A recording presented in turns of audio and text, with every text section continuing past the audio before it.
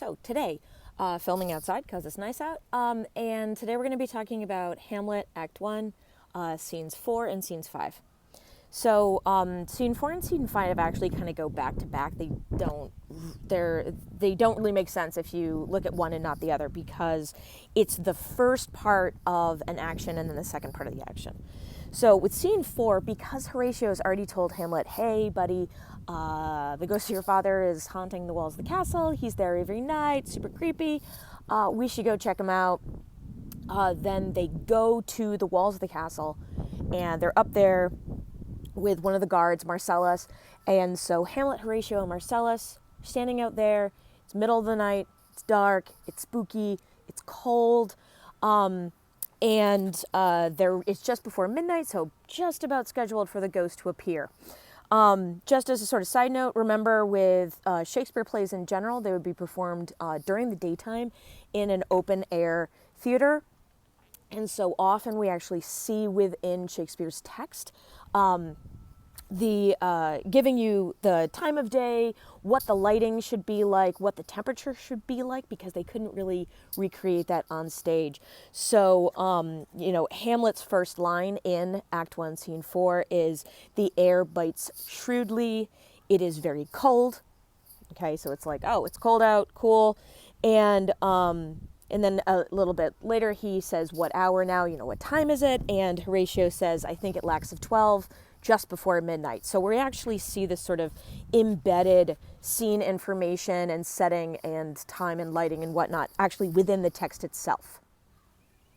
The other thing that we see happening here during the scene is that Claudius is actually throwing himself a party. And so as Hamlet, Marcellus, and Horatio are on the walls of the castle waiting for the ghost of the dead king to appear, they can hear that there's this big party going on.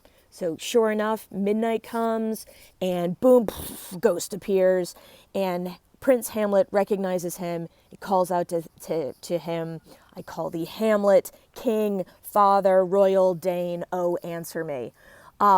Remember, every time Prince Hamlet refers to the king as Hamlet, it's because they're both named Hamlet. And that's why, you kind of it's like Prince Hamlet, King Hamlet. That's why I refer to him as the old king or the ghost king. The ghost doesn't want to speak to Hamlet while he's around Horatio and Marcellus, so he gestures for Hamlet to follow him. Horatio tries to stop him. He's afraid that the ghost will hurt him. Hamlet won't listen, pushes them aside, and follows the ghost.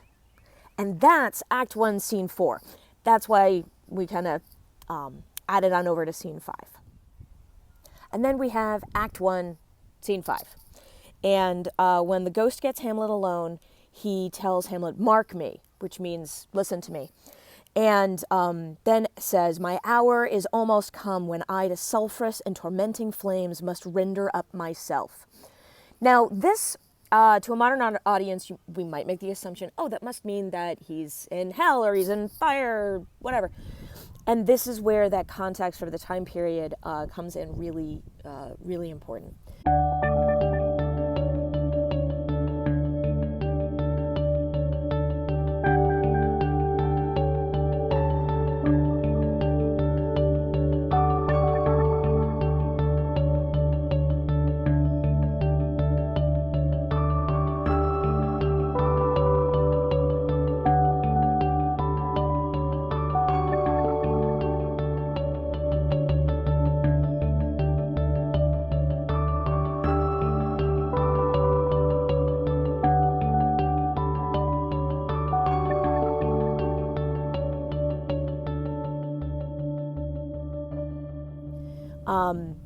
In Shakespeare's time period, you were supposed to go to Mass or to religious service periodically, like basically at least every week, but sometimes people would go more often.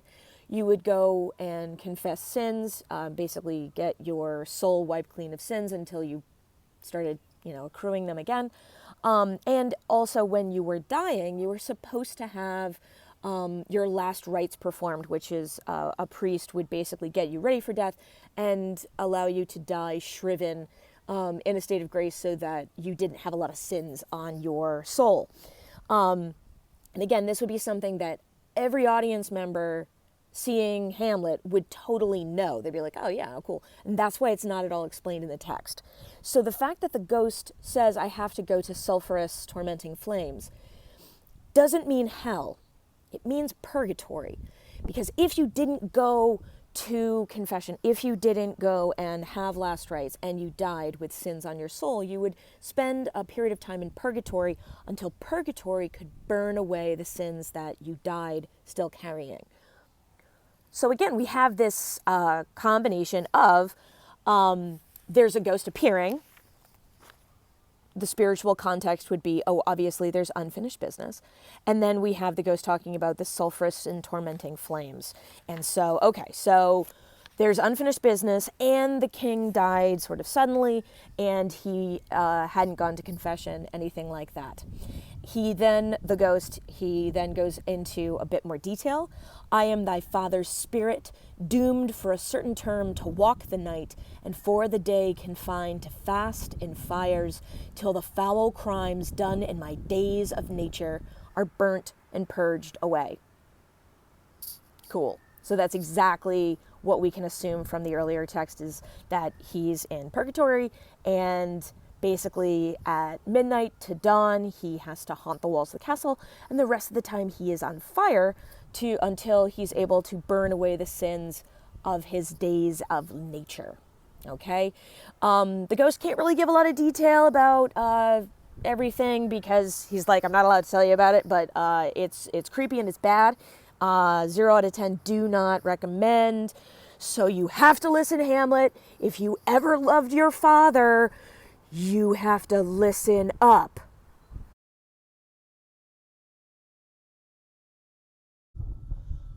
So, Hamlet, if you ever loved your father, you must avenge his foul murder. Murder? I thought that you were taking a nap in the orchard and you got bitten by a snake and died. No, you idiot. There aren't even venomous snakes in Denmark. Why would you assume that I was taking a nap and a snake bit me? Why did you guys think that I even died?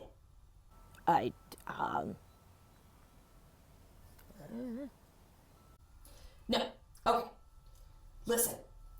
I was murdered by a serpent. Okay? Are you with me? But the serpent that did sting thy father's life now wears his crown.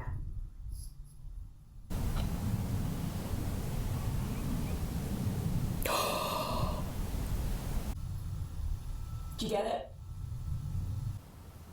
Claudius murdered you. Ha!